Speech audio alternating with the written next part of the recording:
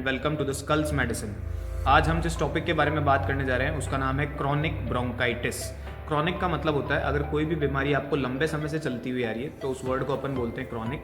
और ब्रोंकाइटिस का मतलब होता है कि जो ट्रेकिया के नीचे ब्रोंकियल ट्री है उसका इन्फ्लामेशन हो चुका है। तो क्रॉनिक ब्रोंकाइटिस में क्या होता है, पेशेंट के अंदर अपने को प्रोडक्टिव कफ देखने को मिलेगा और ये प्रोडक्टिव कफ जो होगा ये 3 महीने तक कॉन्टीन्यूसली पेशेंट में अपने को देखने को मिलेगा।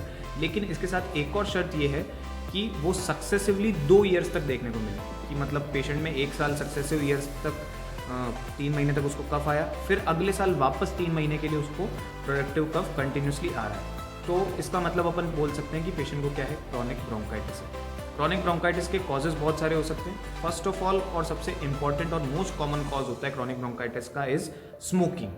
स्मोकिंग हो सकता है आपके हाउस होल्ड गैसेस की वजह से हो सकता है, डोमेस्टिक गैसेस की वजह से हो सकता है, silica, nitrogen, fumes, flames, dust, air pollution, बहुत सारे कारण ऐसे हो सकते हैं जिसका अगर आप कंटिन्यूसली एक्सपोजर में हैं तो आपको क्रॉनिक ब्रोंकाइटिस हो सकता है। अब क्रॉनिक ब्रोंकाइटिस की पैथोफिजियोलॉजी के ऊपर अगर अपन जाएं तो उसमें अपन ये देखेंगे कि आपका जो कंडक्टिंग एयरवे है, ब्रोंकियल ट्री जो है, उसमें कॉन्टीन्यूसली इरिटेंट्स एंटर होते जा रहे हैं और जैसे जैसे इरिटेंट्स अंदर एंटर होते जा रहे हैं तो आपकी बॉडी डिफेंस मैकेनिज्म लगाएगी। तो डिफेंस मैकेनिज्म में क्या होता है, आपकी म्यूकोजल सेल्स जो होती है वो म्यूकस प्रोडक्शन को इंक्रीज कर देती है। जैसे ही आपका म्यूकस प्रोडक्शन इंक्रीज हो चुका है तो जो आपकी एयरवेज होगी वो क्या हो जाएगी, नैरो हो जाएगी। और जैसे आपकी एयरवेज नैरो हो जाएगी तो एयर को बाहर निकलने के लिए जगह नहीं मिलेगी।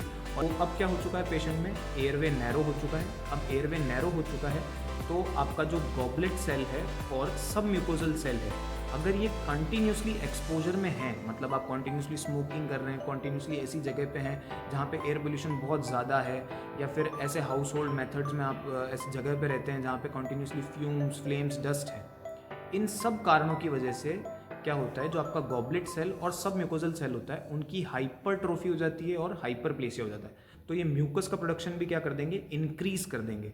और जैसे जैसे म्यूकस का प्रोडक्शन इंक्रीज होता जाएगा वैसे वैसे आपका एयरवे जो है वो नैरो होता जाएगा। और अगर एक बार एयरवे आपका नैरो हो गया तो air will not enter and leave the lungs as it meant to be leave.